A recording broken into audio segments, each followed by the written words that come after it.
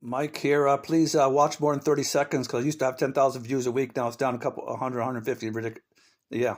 Please watch, spread the gospel. Help me watch at least half a minute. Isaiah 6, coming as I go.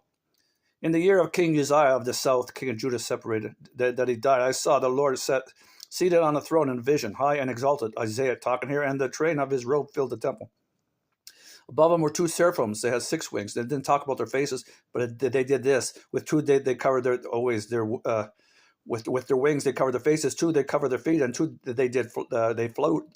They were flying, and they called to one another, "Holy, holy, holy is the Lord Almighty. The whole earth is full of glory." And the sound of their voices, the doorsteps and thresholds shook, and at their sound, at the temple was filled with smoke.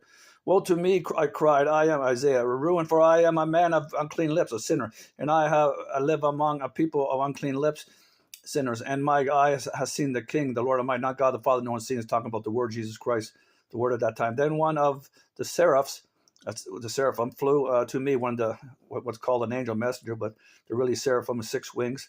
That doesn't describe their faces. Anyhow, don't have time. With a live coal in his hand, which he had taken from the tongues of the altar, with it touched my mouth and said, "See, this has touched your lips. Your guilt is taken away, and your sin atoned for."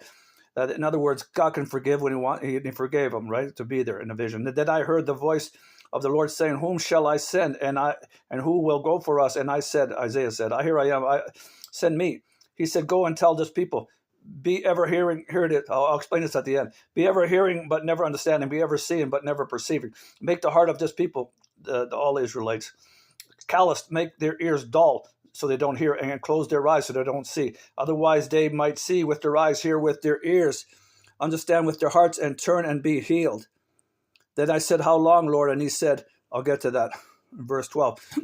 Remember, Jesus said in the New Testament, the apostles asked Him, "Why do you speak in parables?" He goes, "For you, I'll explain, not for them." He hidden the Israelites to go to the Gentiles, but He always called a little bit of the Israelites, as it says, or else He'll curse that nation, or any nation. That's why He calls a little bit of it. Okay, that's what it means here. But okay, and then He goes on here. How long? And He says, "Until the cities," God replied, "lay ruined while they went to Babylon, and there'll be an end time before the 1,000 years in the valley of Jehoshaphat, and after, when Satan's let loose, goes gathers Magog." But anyhow, "And the houses are left deserted, and the fields ruined and ravaged, until the Lord has sent everyone far away. They went to captivity, and the land is utterly forsaken. And though a tenth remains in the land, it will again be laid waste."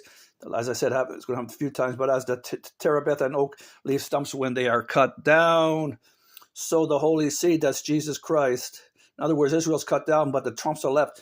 The trunks symbolizing Jesus Christ, the holy seed, is the stump in the land, which